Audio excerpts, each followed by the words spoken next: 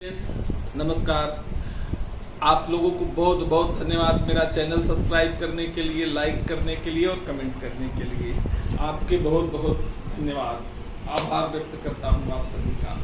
दोस्तों, एक घटना से मेरी बात शुरू करना चाहता हूँ। कल की घटना है। मैं अपने मैनेजर LIC ब्रांच के मैनेजर के साथ में एक इन्वेस्टिगेशन के लिए जाने का मौका मिला। मुझे एक डेथ क्लेम था, पार्टी की डेथ हो गई थी, तो वहाँ जाने का मौका मिला। उसकी बात आप लोगों के बीच शेयर करना चाहता हूँ। आपके बड़े काम की चीज़ है। आप प्लीज़ वीडियो पूरा मेरा देखना। उसमें आपको लगेगा कि मैं जो कहना चाहता हूँ, शायद इस घटना की जिक्र ना करता तो मैं अपनी बात आप लोगों तक नहीं पहुँचाना चाहता था, नहीं पहुँचा पाता। तो मैं इन्वेस्टिगेशन के लिए जैसे ही गया हुआ था, तो हुआ ये था कि दो भाई थे। दोनों भाई बाइक से जा रहे थे। उनकी माँ बीमार थी, हॉस्पिटल में थी, तो बाइक से वो दवा लेने के लिए, खाना लेने के लिए घर से आए थे और वो हॉस्पिटल के लिए जा रहे थे। रास्ते में जैसे ही क्रॉसिंग के पास पहुंचते हैं तो कोई पीछे से गाड़ी टक्कर मार देती है और वहाँ ऑन द स्पॉट उनकी डेथ हो जाती है। दोनों भाइयों की, उनकी एज रही होगी एक 39 साल के लगभग, और छोटे वाले की थी 32 साल की। तो जो 32 साल वाले के हैं, चाय की दुकान थी उनका। मैं पर्सनल, वो मेरे क्लाइंट थे, मैं उनको इंश्योरेंस किया था, तो उसी के लिए मैं उनके साथ में गया था। सर, जब मैं उनके घर पे गया तो वो जो दूसरे भाई थे, उनकी मैडम, और ये घर तो मैं नहीं गया था, मैं दुकान से ही मिल के आता था। जब उनके घर पे गया तो वहाँ वो दूसरी वाली मैडम भी थी, उनकी पत्नी थी, और ये जिस मेरे क्लाइंट सुरेश की, उसकी भी पत्नी थी। तो जब सुरेश की घरवाली के पास गया और उनके मम्मी वगैरह आए थे, तो बताया, सारी चीज़ें हुई, सब कुछ था। हमने क्लेम का काम निपटा लिया, हमको साइन वगैरह जो करवाने होते हैं करवाए। घटना उसकी है कि उनकी जो माँ आई, वो बोलने लगी कि भैया आप लोग तो साहब हैं, अधिकारी हैं, आप लोग जो है कुछ ऐसा करें कि मेरे उस बहू के लिए भी मिल जाए। इनको क्या मिलेगा? जब हमने उनको पता चला कि इनको 5 लाख रुपए का, इनके हस्बैंड के नाम से 2.5 लाख रुपए का इंश्योरेंस था, तो उसका एक्सीडेंटल बेनिफिट होता है, तो वो चीज़ें उनको मिलेगी। तो बोले कि मेरे इस बहू के लिए भी जो है आप करवा दीजिए। तो अब दोस्तों, उनको क्या हो सकता है? हम कुछ कर नहीं सकते हैं, लेकिन उनकी जो पीड़ा थी, उनकी जो भावनाएं थी कि आज उसका जो बच्चा है, 6 साल का बच्चा है, वो स्कूल में एडमिशन के लिए जाने के लिए हुआ, कमरे किराए के कमरे पे रहते हैं।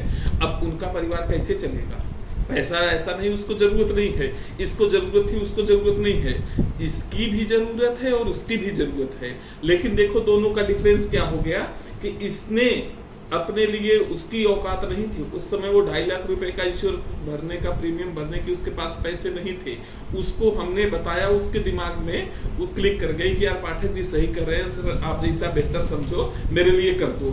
और आपको बताऊं कि वो भाई भी था, उसने 10 बार मना किया था, सुरेश तू काहे पागल हो रहा है, अभी हम लोगों की तेरी पैसे की जरूरत नहीं है, हमको तो गांव चले जाना है, क्या करेंगे हम इंश्योरेंस करवा करके, और भैया कोई बात नहीं, जब काम हमारा चलने लगेगा तब आना। लेकिन चाहे सहयोग कहिए या उसके मेरे प्रति जो है उसकी सहानुभूति कहिए, उसने जो है मेरी बात को मानी और इंश्योरेंस उसने किया था, उसका लाभ मिला। अब वो दूसरा परिवार रो रहा है, उनकी कौन मदद करने के लिए आ रहा है? वो माँ देगी क्या, या ये अपने पे 5 लाख के हिस्से में से दे देगी? दोस्तों, कहीं ऐसा नहीं लगता कि ये घटना साला हमारे साथ भी तो ऐसा नहीं हो रहा है? हम भी तो इसी के चक्कर में नहीं गुजर रहे हैं। हमारे पास भी कोई एजेंट आता है, हम भी मना कर देते हैं। भाई अरे समस्या तो है ही, तो समस्या तो रहेगी। समस्या का क्या कर सकते हैं आप? समस्या से तो कोई निकल नहीं सकता। हाँ, बारिश आनी है, उसे आप रोक नहीं सकते हो, लेकिन छाता तो लेकर के निकल सकते हैं मालिक। हम छाता देने का प्रयास कर रहे हैं, आप छाता लेकर के आप निकलो, बारिश से बचो। इंश्योरेंस आपके छाता का काम कर सकता है, लेकिन आपको लेना पड़ेगा।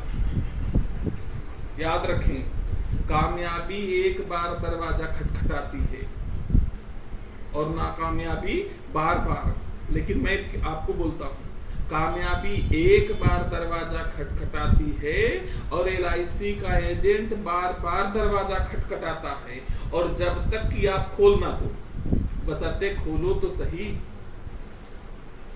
आप दरवाजा ही नहीं खोलोगे तो हम आएंगे कैसे, हम बताएंगे कैसे। लेकिन अच्छा, बहुत सारी ऐसी घटनाओं में मैं देखता हूँ, प्रायः मेरे साथ ऐसा होता है, हो सकता है आप लोगों के साथ भी ऐसा होता हो। तो मेरे साथ होता क्या है कि आपको इंश्योरेंस लेना था, उसको जरूरत है, उसको जरूरत है, ये इतना क्यों परेशान है, अच्छा मैं जो है बीमा कर लूंगा ना, इसका कमीशन पाठक जी को मिल जाएगा।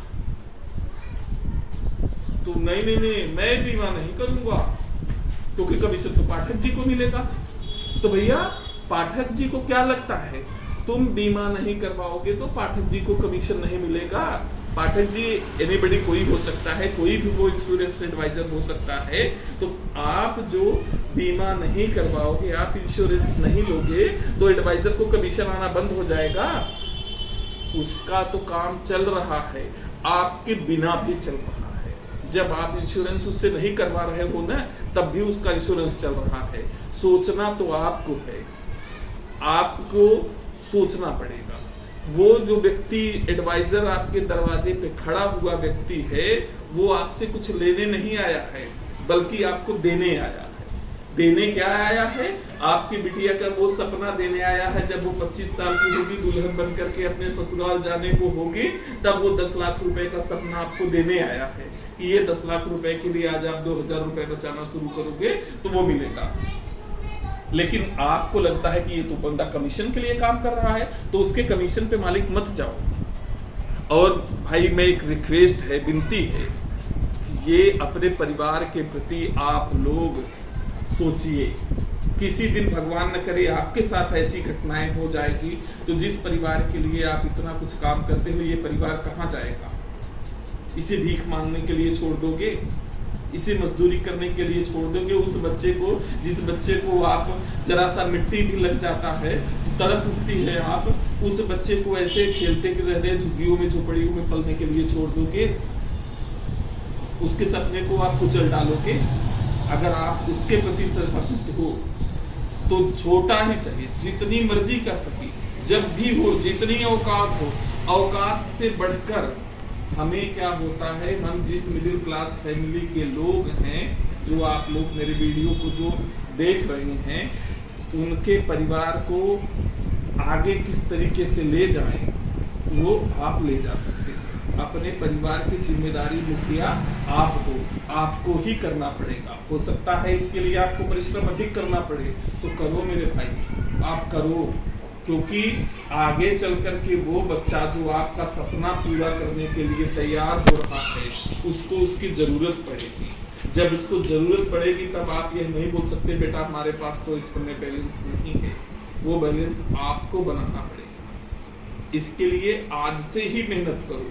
इच्छा इसको टालो मत कि भैया 10 तारीख को आ जाएंगे, 15 तारीख को आ जाना, अगले महीने की 20 तारीख को कर लेना, उस महीने कर लेना।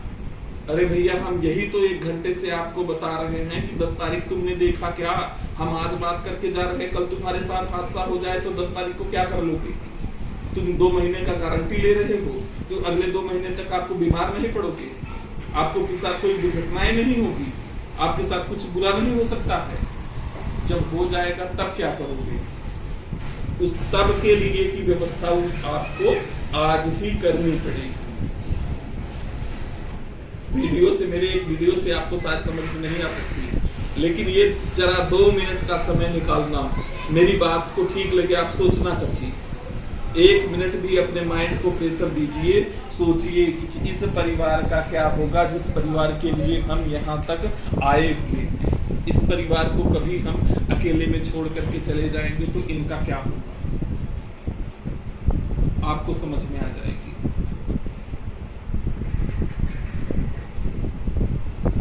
बाकी आप समझो।